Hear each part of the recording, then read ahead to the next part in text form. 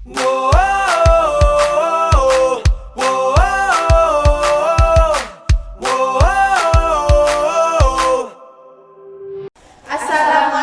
warahmatullahi wabarakatuh.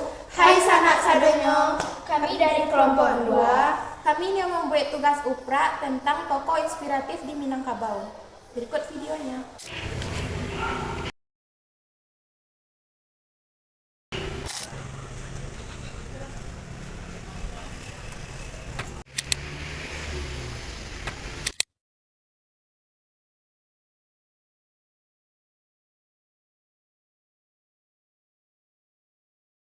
Assalamualaikum warahmatullahi wabarakatuh, Bunda. Waalaikumsalam warahmatullahi wabarakatuh. Bagaimana kabarnya hari ini, Bunda? Alhamdulillah sehat. Alhamdulillah.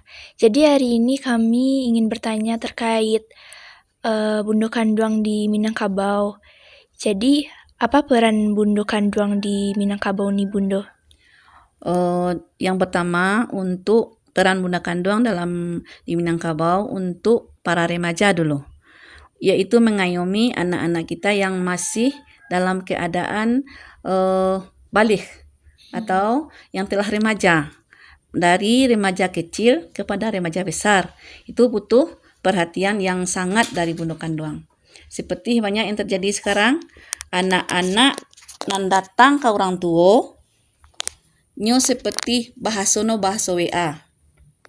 Ditanya cie dijawab sekuduang.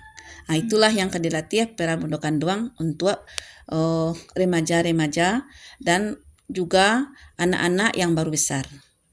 Supaya jangan terjadi, sekali lagi jangan terjadi pelecehan pada anak-anak remaja kita yang ada di Minangkabau. Jadi semua ini seperti yang telah dilakukan Sabai Danalu, Rohana Kudus, Cut Nyadin, itu sama dengan Bunda Kanduang yang ada di Minangkabau. Apa peran Bunda Kanduang untuk generasi muda di Nagari Talua Iko Bunda? Peran Bunda Kanduang untuk generasi muda, yang pertama untuk membina akhlak yang mulia dari anak-anak kita, dari dia remaja sampai dia dewasa, dan memberikan pelajaran sumbang dua balik untuk anak-anak awak di ranah Minang. Baik, terima kasih pendapatnya, Bunda. Maaf mengganggu waktunya ya, Bunda. Sama-sama.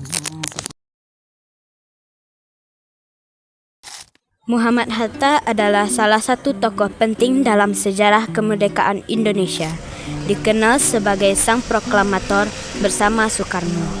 Selain sebagai wakil presiden pertama Indonesia, Hatta juga memiliki peran yang sangat signifikan dalam perjuangan merebut kemerdekaan dari penjajahan Belanda.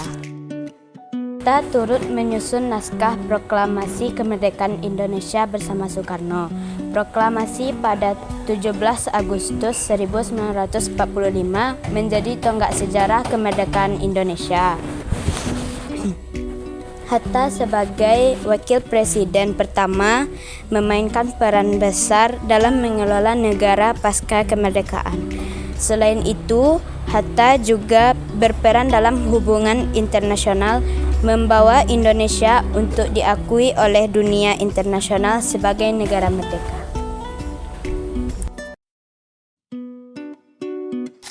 Tuanku Imam Bonjol lahir di Bonjol, Luha Agam, Pagaruyung pada 1 Januari 1772 dengan nama Muhammad Syahab.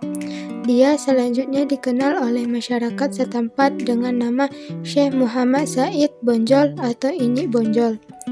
Sebagai salah satu seorang pemimpin dari Harimau Nan Salapan, Tuanku Nan Renceh dari Kamang Agam menunjuknya sebagai imam atau pemimpin bagi kaum padri di Bonjol. Dia akhirnya lebih dikenal dengan sebutan Tuanku Imam Bonjol. Imam Bonjol dan Pedang Padri. Imam Bonjol adalah pahlawan nasional, perintis kemerdekaan, seorang ulama, dan pemimpin Pedang Padri yang menentang penjajahan Belanda di bumi Minangkabau pada abad ke-19. Gerakan Padri muncul di Minangkabau setelah 3 orang pulang haji dari Makkah pada 1803, yaitu Haji Miskin, Haji Sumanik, dan Haji Piobang yang ingin memperbaiki syariat Islam yang dijalankan oleh masyarakat Minangkabau. Peran tuanku Imam Bonjol. 1. Sebagai guru. Imam Bonjol mendidik dan mengajar di setiap surau, masjid, dan pesantren yang dia bangun, sekaligus menjadi pemimpin para jemaahnya. 2. Sebagai tokoh panutan. Sebagai tokoh panutan, dia sangat dekat dengan masyarakat. Begitu juga sebaliknya. Inilah yang membuatnya memperhatikan kehidupan masyarakatnya, baik kehidupan jasmaniah maupun kehidupan rohaniah. Nah, sebagai pejuang, sebagai putra bangsa yang hidup sejak zaman penjajahan Belanda, dia telah berniat berjuang melawan melalui media agama Islam dengan mendirikan tarekat Naqsyabandiyah.